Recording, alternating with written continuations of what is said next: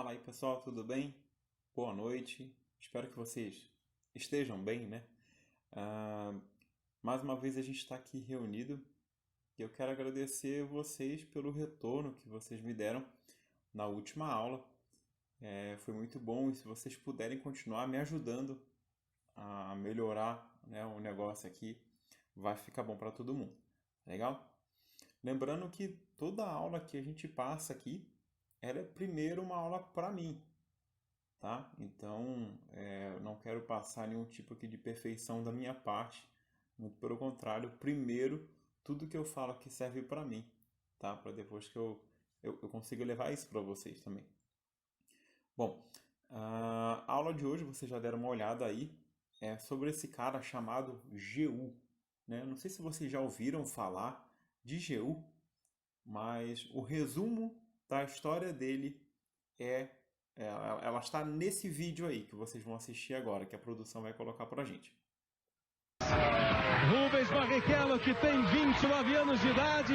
Rubens Barrichello que está completando hoje 202 corridas. 202 corridas no fim de semana de 5 poles. Das 14 mães que foram para a corrida, a do Barrichello, a dona Ideli, não foi. Ela não está aí perto para comemorar. Essa que vai ser a vitória. Vem Barrichello, encosta o Schumacher. Eles vão para a última curva. Foi na última curva do ano passado. Hoje não, hoje não. Hoje sim. Hoje sim. É inacreditável. Olha aí. Bom, dependendo da idade que vocês têm aí, talvez vocês não puderam acompanhar isso aí na televisão, né? Mas eu lembro que eu estava lá na casa da minha avó assistindo, né, essa cena e ali na expectativa de que ele pudesse ganhar aquela corrida, da gente comemorar e tudo mais, mas não foi. Ficou no quase. O Rubinho quase ganhou essa corrida. Quase. Imagina só que a sua mãe, ela chega em casa e pergunta para você, meu filho, você lavou a louça que eu te pedi para lavar? E você responde para ela, quase, mãe, né? Quase lavar não é lavar. Imagina que você chega em casa com o seu boletim escolar nas mãos, né? Entrega para o seu pai e fala, olha pai, quase que eu tiro uma nota boa, né? Vocês percebem que o fato da gente usar o quase retira completamente o mérito da frase, né? Reduz muito aí a importância daquilo que você estava fazendo. Então, é dessa forma que Jeú quase foi um rei que agradou a Deus. Quase foi um rei segundo o coração de Deus.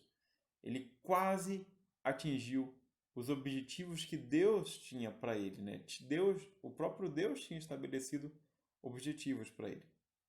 Inclusive, na aula de hoje, a ideia é essa, que a gente entenda o porquê que ele ficou no quase, né? Por que ele não atingiu todos os objetivos que Deus colocou para ele. Basicamente, a história de Jeú, ela se encontra lá no segundo livro de Reis, no capítulo 10, no 9 e 10. Tá? Então, leia aí, por favor, os dois capítulos, para a gente poder conversar melhor aqui e você entender melhor o resumo que eu vou fazer. Aliás, o contexto da história de Jeú, ele é iniciado muito antes, né? Lá na separação dos reinos. Então, muitos anos antes do próprio Jeú nascer. Dessa forma, eu vou tentar passar de uma maneira resumida aqui para vocês. Legal? Então, bem no comecinho, depois de Davi, vem Salomão, né, reinando. E devido aos altos impostos que Salomão estava colocando no reino, teve uma separação, ficando assim o reino do norte, né, com 10 tribos, e o reino do sul, com as 2 tribos. O reino do norte, ele foi guiado por Jeroboão, tá? E o reino do sul por Roboão, ficou com a casa de Davi, tá? Então Roboão, ele deu sequência ali no reino. A gente sabe também que o povo, eles costumavam ir a Jerusalém, que era o local onde estava o templo. Dessa forma, o rei Jeroboão, que estava do outro lado, lá no Reino do Norte, ele pensou, bom, se o povo continuar indo até Jerusalém, o rei Roboão vai fazer a cabeça deles e eles vão se rebelar contra mim. O que ele fez então? Ele construiu 2 bezerros de ouro e colocou no Reino do Norte, né? Um em cada parte do reino, para que as pessoas não tivessem que ir a Jerusalém, que elas pudessem adorar a qualquer deus, né? No caso, aqueles bezerros ali, ali mesmo, sem ter que sair de uma fronteira para outra, tá?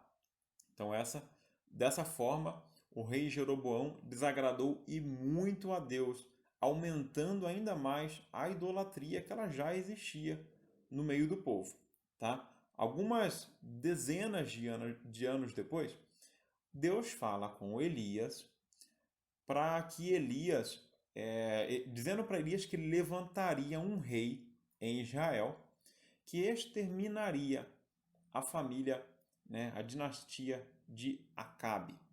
Acabe foi um rei muito perverso, ele veio pouco tempo depois de Jeroboão, tá? Mas ele ficou marcado ali pela sua perversidade. Elias passa essa tarefa para Eliseu, que foi o seu sucessor, e Eliseu passa ainda para um outro empregado dele lá, um tipo de discípulo que ele tinha, que foi ungir esse homem como um rei. Tá legal? Então, nesse ponto da história, em Jeú, né, Acabe ele já tinha sido morto numa guerra um pouco antes. Tá? E quem estava reinando de fato era o seu filho Jorão. Tá? Mas a mulher de Acabe, a Jezabel, ainda estava viva. Aliás, a Jezabel foi uma mulher complicada, ou mulherzinha ruim. Tá? Numa certa ocasião, inclusive, ela mandou matar todos os profetas de Deus. Tá? E eles saíram desesperados, alguns conseguiram escapar, mas muitos morreram. Inclusive o próprio Elias foi perseguido diversas vezes por essa mulher que ela queria porque queria matar ele, né, de toda forma. Então, esse servo lá de Eliseu chega em Jeú para ungir ele como rei. Tá legal? E Jeú, ele era comandante de um exército de Jorão. Tá legal? Não sei se está dando para acompanhar bem aí os nomes, né? Complicados, mas qualquer coisa você volta um pouquinho o vídeo e continue para você não ficar perdido, tá legal? Por isso que é importante ler a história também. Então, esse servo ele chega para Jeú e fala para ele, ó, chega aí que eu tenho um negócio para falar para você aqui meio escondido. E Jeú vai num canto assim para falar com ele, e ele na mesma hora já unge Jeú como rei sobre Israel, sobre o reino do norte. O rapaz então ele sai correndo. E olha só que interessante o que acontece depois. Está lá em 2 Reis 9, a partir do versículo 11. Fala assim, ó, Jeú voltou aos outros oficiais do rei e um deles lhe perguntou, o que esse louco queria? Está tudo bem? Vocês conhecem gente desse tipo e as coisas que eles dizem, respondeu Jeú. Você está escondendo algo, disseram. Conte-nos o que foi que ele disse. Então Jeú lhes contou. Ele me disse, assim diz o Senhor, eu ungi rei de Israel. No mesmo instante, eles estenderam suas capas sobre os degraus para Jeú passar. Tocaram trombeta e gritaram, Jeú é rei! Olha só que interessante. Parece que Jeú não tinha acreditado muito naquela ideia, mas os seus oficiais, né, aqueles que também estavam trabalhando com ele ali, para Jorão, na verdade, eles na mesma hora creram ali de verdade que Jeú era rei e já mudaram o comportamento ali, tendo agora aquele homem como o maior, né, em Israel. E aí a história começa a ter uma reviravolta. Tá? Por quê? Jeú ele vai até Samaria, então, agora como um rei, e ele encontra o então rei também, Jorão. Tá? E esse rei Jorão, né, do Reino do Norte, ele estava conversando com o rei Acasias, tá? O rei Acasias era o rei do sul. Apesar de serem de lados opostos, né, de serem separados, muitas vezes eles se uniam contra outros povos. Por exemplo, nessa ocasião era contra a Síria. Tá? Então o rei Jorão estava conversando com Acasias quando chega o rei Jeú para reivindicar ali talvez o trono, né? Então Jeú ele mata Jorão e mata também Acasias. Perceba você aí que Jeú já passou um pouquinho do limite, né? Em momento nenhum Deus fala que ele deveria matar algum outro rei que não fosse da dinastia, né, da descendência de Acabe. Tá legal? Mas ele mata Acasias também.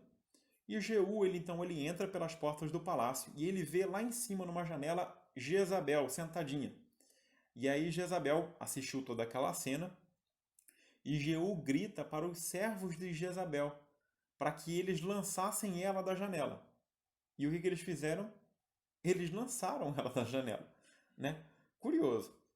Mas ela é lançada, inclusive isso fazia parte de uma profecia, tá? Essa mesma profecia sobre a história do fim da dinastia de Acabe também incluía essa morte aí meio cruel, né? Também da Jezabel. Inclusive o seu corpo não pôde ser sepultado, tá? Fazia parte dessa profecia também. Se você quer saber o porquê que ele não pôde ser sepultado, dá uma olhadinha lá, continua lendo aí, né? De 2 Reis, capítulo 9, do 34 ao 37. É sangrento.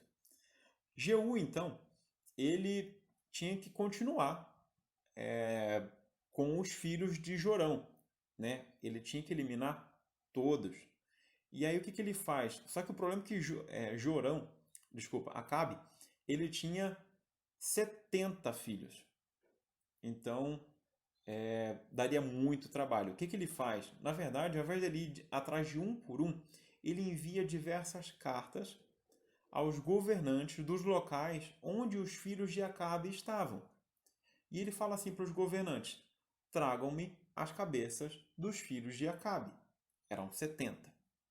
E eles trouxeram as 70 cabeças dos filhos de Acabe. Sangrento demais, mais uma vez, muito cruel. Mas essa era a ordem que ele tinha. Daí então, Jeú parece que se empolgou e ele gostou do negócio. E depois disso ele vai e ele mata 42 pessoas que eram, na verdade, da família daquele rei lá, aquele Acasias, que era do Reino do Sul.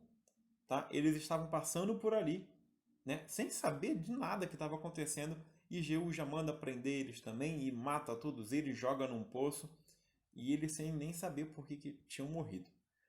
Tá? E ainda em outra ocasião, talvez esse seja o mais conhecido da história de Jeú, ele fala assim para todas as pessoas do reino de Israel, né, do reino do norte. E ele fala assim: olha, se vocês acham que Acabe adorou a Baal, né, que era um ídolo, se vocês acham que ele adorou Baal, vocês vão ver agora o que eu vou fazer. Eu vou adorar muito mais do que o Acabe fez, do que a Jezabel fez lá também. E aí o que acontece? Ele manda chamar todos os adoradores de Baal. Tá? Eles se reúnem em Samaria, tá? Num local de culto. Inclusive em algumas versões, eu não sei como é que está na de vocês aí, mas em algumas versões fala a cidade de Baal, de tão grande que era aquele lugar, e de todas as partes do Reino do Norte. Aquelas pessoas vêm e se reúnem ali em Samaria com ele, esperando então esse sacrifício que Jeú faria ao deus Baal, né? Que eles acreditavam lá, que era esse ídolo aí que eles tinham. Tá? E aí o que ele faz? Ele coloca todo mundo dentro daquele lugar. Ele entra lá também e fala: vou fazer um sacrifício. E todo mundo: ei! E eu vou fazer o sacrifício aqui. Todo mundo: ei! E aí ele faz o sacrifício e o pessoal continua adorando aquele deus Baal. De repente, então, o rei Jeú, ele sai de fininho por uma porta. E lá fora, já tinham vários homens do seu exército aguardando com espadas para que cada pessoa que saísse daquele local de adoração a Baal, eles fossem mortos. Todos eles estavam identificados com roupas específicas dos adoradores de Baal. E então, quando eles iam saindo, eles eram mortos à espada. E Jeú falou ainda para os soldados: vocês têm que matar todos. Se um escapar, aquele que deixar escapar vai pagar com a própria vida. Tamanha aí era a necessidade que ele tinha de acabar com aquela adoração de Baal também que tinha no Reino do Norte, tá? Então, como eu falei, ele de uma certa forma, ele acabou com aquele tipo de adoração a Baal, pelo menos naquele momento. Mas a maneira que ele fez foi uma maneira que talvez não estivesse ali de acordo com a vontade de Deus, né? Talvez não daquela forma era para ter ocorrido. Deus fala ainda com Jeú e abençoa Jeú até a quarta geração. Fala, Jeú, até a sua quarta geração, vocês vão permanecer aí como um rei de Israel. Pelo menos por ele ter cumprido essa primeira parte do plano, que era de ter acabado com a dinastia de Acabe. Só que o texto completa, né? E aí que está o quase de Jeú. Está lá no capítulo 10, do 28 ao 29. Fala assim, ó. Desse modo, Jeú destruiu todos os vestígios do culto a Baal em Israel. Contudo, não destruiu os bezerros de ouro em Betel e Dan, com os quais Jeroboão, filho de Nebate, havia levado Israel a pecar. Olha que interessante. Esses bezerros aí eram aqueles bezerros lá do começo da história que Jeroboão tinha feito para que o povo não tivesse que ir ao Reino do Sul, né? Jeú se preocupou tanto em acabar com Baal, com a dinastia de Acabe, mas esqueceu daqueles pecados que já estavam em Israel há alguns anos, que também era idolatria, também desagradava e muito a Deus, né? Então ele quase foi um homem segundo o coração de Deus. Nessa condição, inclusive, Israel perdeu uma boa parte do seu território, né? Deus, vamos colocar assim, Deus não abençoou de maneira completa o reino de Jeú. Enquanto ele estava reinando, uma boa parte do território foi perdido para os inimigos, né, ali de Israel. Tá legal? Então, para a gente finalizar, 3 pontinhos rápidos aqui que eu percebi aqui sobre a história de Jeú.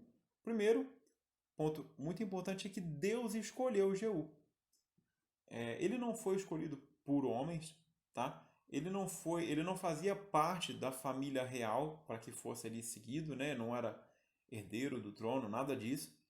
Ele não era perfeito, mas Deus tinha um propósito em usar a vida dele. Às vezes nós pensamos que Deus só vai nos usar quando nós formos perfeitos, quando nós estivermos prontos e preparados e tudo mais, mas não, né? Deus, ele nos capacita da maneira que ele quer, ele nos usa da maneira que ele quer, mesmo que você não se sinta preparado, tá? Ele vai poder usar a sua vida, então o que você tem que fazer é confiar nele e seguir em frente, ser obediente e seguir em frente. Legal? Segundo ponto, o caminhar de Jeú, tá? Vocês perceberam que depois que aquele homem ele unge Jeú como um rei, o que os oficiais fazem? Na mesma hora eles reconhecem Jeú como um rei, né? Olha só que interessante, ele era comandante, tá? E ele tinha ali o respeito e a consideração dos seus subordinados, né? Já imaginou se Jeú fosse um comandante desleixado, né? Imagina só se ele volta e fala para os oficiais: eu fui ungido como um rei. Vocês viram que nem ele mesmo estava acreditando na hora. Mas imagina só se os oficiais dele respondem: você, Jeú, rei? Para, não, só deve ser brincadeira. Esse cara realmente é um louco, né? Mas não, a gente percebe aqui que Jeú ele vinha construindo ali uma questão de caráter também. Então, por isso que os seus homens o respeitavam. Então, não espere você ser um adulto para você ser ético e respeitoso e tudo mais. Comece da sua própria casa, tá bom? Respeite seus pais, respeite seus professores, seus amigos, seja alguém de caráter, tá legal? E por último, cuidado também com os pecados de estimação. Jeú cuidou tanto dos pecados de idolatria de Israel que ele se esqueceu daqueles próprios pecados que estavam ali já há algumas décadas no reino, né? Ele esqueceu daqueles bezerros de ouro, né? E a gente muitas vezes observa tantos erros, os pecados nas outras pessoas, nas outras igrejas, nas outras cidades, e às vezes a gente esquece da gente mesmo, daqueles pecadinhos que estão lá dentro do nosso coração que são tão ruins quanto aqueles outros, ou até mesmo piores. Tá legal? Então, abre o olho, cuida primeiro de você, do seu caminhar, da sua casa. Tá legal? Deus abençoe vocês mais uma vez. Nos vemos na próxima aula. Uma ótima semana. Tchau, tchau.